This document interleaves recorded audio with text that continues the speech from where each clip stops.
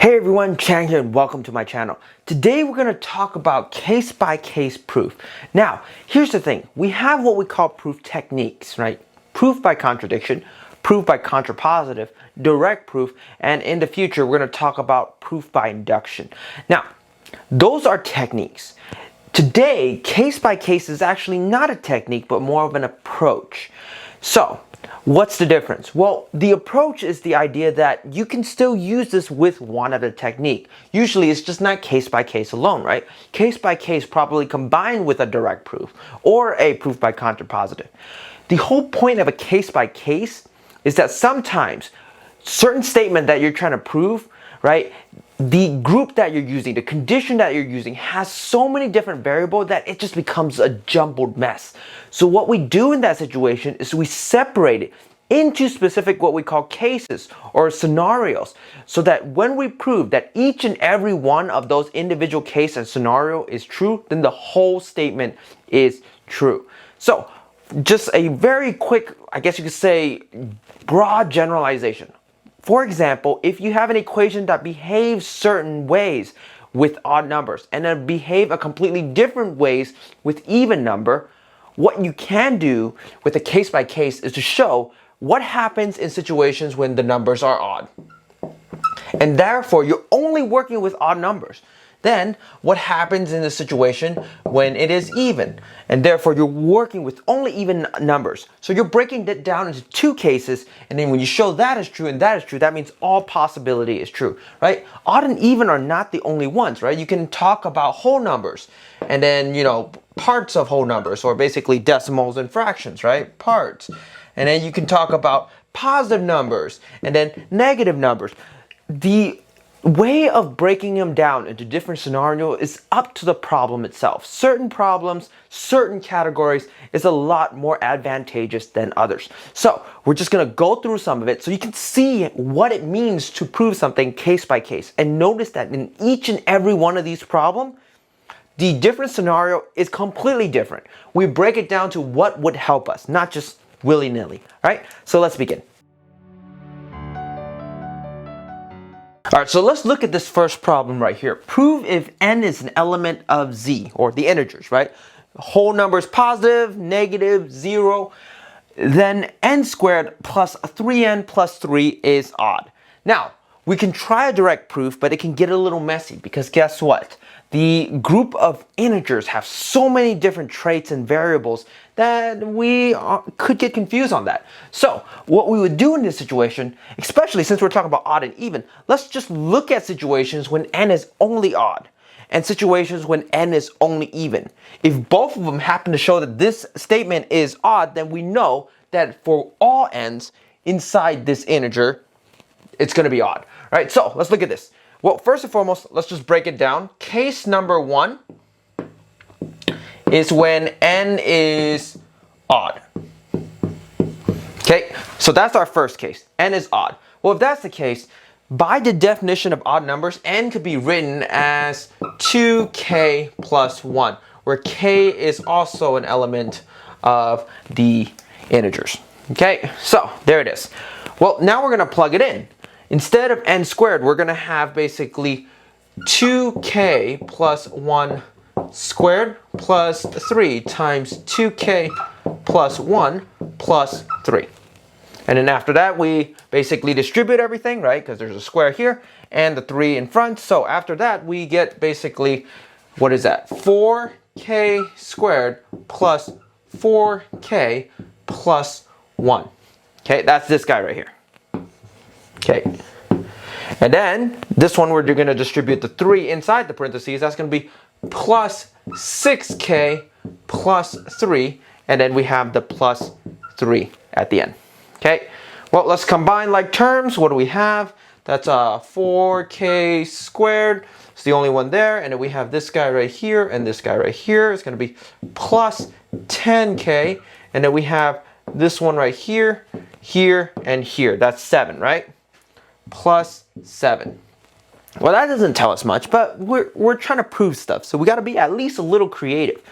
Well, what happens in this situation? I'm going to actually write this as something a little different.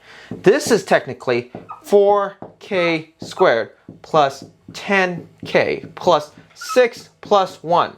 Right here, 6 plus 1 is just basically 7. There's a reason for that. Because this entire statement right here, I can actually factor out 2. So it's going to be 2, right? And then that's going to be 2k squared plus 5 plus 3. And on the outside is 1. Well, we know this whole thing is going to be an integer, right? So 2 times some integer plus 1. Well, that's the definition of odd. So in case 1 where n is odd, this entire statement is odd, right? So this one is proved. But we're not done.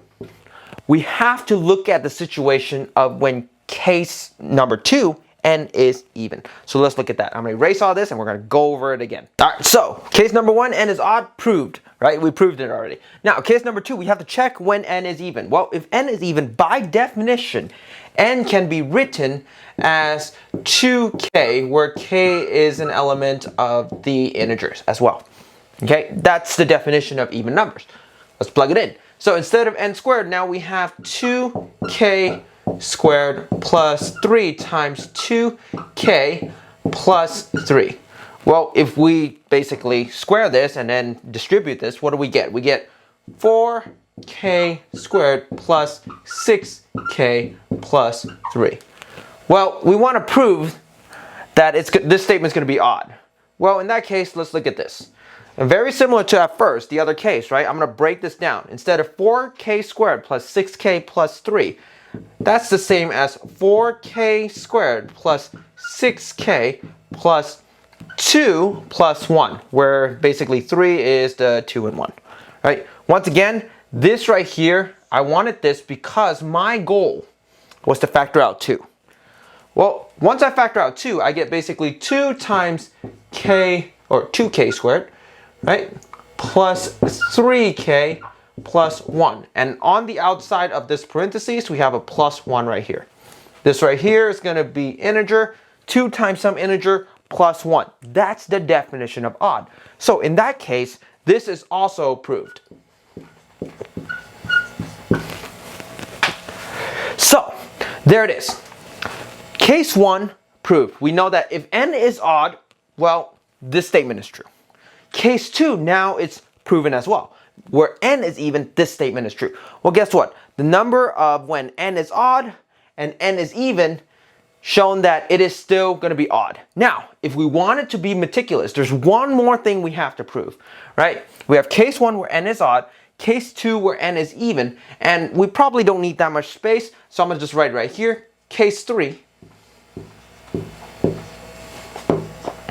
Can you guys guess? N is 0. Because remember, 0 is not odd or even. Or actually, there is an argument that 0 might be even. But in case we want to be meticulous about it, well, if n is 0, what happens? We plug in 0, boom, we have 3. 3 left over, still an odd number, we're good to go. So this entire statement is proven by basically case 1, case 2, and if you wanted to be meticulous, case 3 as well. Alright, so let's look at this problem. This one is slightly different, even though we're still talking about even and odds. Now, prove if x and y are the same parity. Parity means that they're either both even or both odd. So parity is just basically odd and even. Okay, now, then x plus y is even. We are going to prove this by case. But here's the thing. It's not going to be like in the previous one where, oh, we're just going to check what happens if it's odd, what happens if it's even. We're looking at the problem and seeing what's the most advantageous. What kind of case should we consider? Well, if we're trying to prove that if x and y are the same parity, either they're both odd or both even, then this final statement is true. Well, guess what? It's basically given our case. The first one, case 1, we can check what happens if x and y are both odd. Okay, that would be our case 1. And well, guess what? That means our case 2 must be what happens when x and y are both even. I didn't say both on top, but hopefully it's assumed. All right, are both even, okay? Notice that this would make sense in helping us solve the problem. For example, if I put case 3 as what happens if x is odd and y is even, why does it matter, right? It doesn't apply to the problem at all. So of course, every time you choose a case, it has to be of relevance, of importance. So if we're looking at case 1, both x and y are odd. That means x and y can be written as, well, let's just say x equals 2k plus 1 by definition of odd number, where k is an element of the integer and y is 2l plus 1, where l is an element of the integer. Now, this is just a possible common mistake in this situation where you put k as well. Keep in mind that these are two different variables, so you really don't want to put k, because if you put k here and k here, they're technically the same. That's not the case, so you want to be as general as possible. So this one ensures that we're talking about two different numbers. Well, when we add those guys together, right, x plus y, basically we have 2k plus 1, which is your x, right? And we're going to add, and this is going to be 2l plus 1, which is your y. And then when you add those guys together, that's fairly simple, right? 2k plus 2l plus, and then 1 plus 1 is 2. Well, guess what? Looking at this, especially with the 2's, right? You know that you can just factor out the 2, and then you have k plus l plus 1. Well, guess what? This right here, this is clearly even. So we have proven the first case. So let's erase this and prove the second case. All right, so we're working with the second case now, where x and y are both even. So by that definition, x equals 2k, where k is an element of the integers, and y equals 2l, where l is an element of the integers. There it is, okay? Once again, remember, keep k and l separate because x and y are not guaranteed to be the same thing. Well, if that's the case, x plus y is the same as 2k plus 2l. Well, 2, we can factor it out. 2 times k plus l. Well, clearly even. So this is proved as well. And just like that, the two cases that we really need to show, right, because we want them to be the same parity, both odds, both even. And in the end, that final statement is that they're still going to be both even. Okay, so there it is. This one's proven. All right, let's go with one more. This problem right here. Prove if x times y is even, then x and y are either both even or one odd slash even. So basically one odd, one even. Now, here's the thing though. This is a strategy. That's all it is. It's an approach. Certain times a problem might be easier using something else. Like for example, this one, I feel like I haven't really sat down and tried it, but I feel like this could be proven by proof by contrapositive a lot quicker than case by case. Can you still prove it by case? Yes, that's what we're going to do. But realize it's going to take a little longer. But I want you guys to see it anyway. So let's look at this. We're trying to prove that if this is even, right here, x times y is even, then x and y are either both even or one is odd, one is even. Well, that means technically we actually have three cases we have to look at. The first case is what happens if they're both even. The second case is what happens if they're both odd. And the third case is the one odd, one even. Now, why do we have to look at what happens when they're both odd? Well, because the statement itself is saying that it's either this or this, but it doesn't mention the other. So it's implied that the other does not work. So we actually have to verify that. So let's look at this. Case 1, both even. Both even. All right, well, let's look at that. All right, cool. Well, if x and y are both even, then that means, once again, we know our definition of even numbers. X equals 2k, where k is an element of z, and y equals 2l, where l is an element of z. So when we have x, y, that is 2k times 2l, which equals 4 KL. And we can basically stop right there. We can see that clearly this is even. If we want to be more specific, then you factor out the 2, and by definition of even numbers, it is even, right? So let's look at case 2 very quickly. Case 2, right? Both odd. Okay, well, if that's the case, that means we have x equals 2k plus 1 by definition of odd number, where k is an element of the integers, and y equals 2l plus 1, where l is an element of the integers. Okay, and then once again, we're going to multiply x, y. That's going to be what? 2k, well, let's make sure I put the equal sign so that it doesn't get confusing. 2k plus 1, and then 2l plus 1. And then when we distribute everything, what do we get? We get 4kl plus 2k plus 2l plus 1. Okay, well, from here, here, and here, we can factor out a 2. That's technically 2k, or 2 times 2kl plus k plus l, and then outside is plus 1. This is the definition of odd. So, what happens? It's not proving our situation, right? But at least it lets us know both odd does not work. Well, if it does not work, it's okay because that's what we want. There it is, case 2. Now, case 3, since we checked both even, both odd, case 3, we're just going to check one odd and one even. All right, so there it is. I erased everything. We proved case 1, case 2, now case 3, one odd, one even. So in that case, let's just say x is our even number. X equals 2k, where k is an element of the integers. And let's just say y is our odd. It's going to be 2l plus 1, where l is an element of the integers. All right, now when we multiply them, we have 2k times 2l plus 1. Now, you can definitely distribute them and everything, or you can just basically factor out the 2, so you would have 2 times, this is going to look messy, huh? K times 2l plus 1. And this one right here is an integer, and you have your 2 right here, so technically this is still even, right? So that proves this case, right?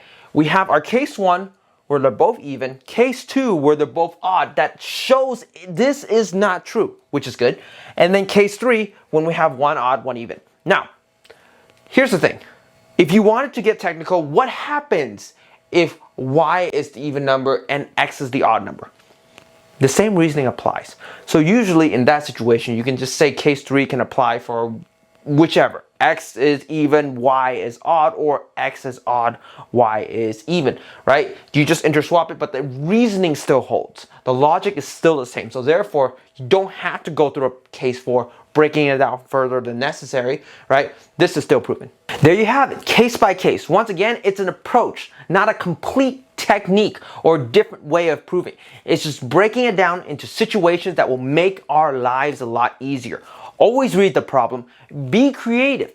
Maybe you break it down one way, maybe your friend break it down another way, and you guys can still arrive to the same result. The idea is to make your lives easier. And guess what? This is not the end all be all. There are going to be techniques that make proving certain statements a lot easier. Just because you know this and you can break it down to case by case doesn't mean it's the most efficient. So take time to practice, right? That's all I can really say. Be creative. Really think about what you're trying to prove and how you want to go about it. We're going to hit walls. We're going to get stuck. That's just part of proof, right? Thank you for watching this video. If you haven't already, please like, comment, and subscribe. I will see you in the next video.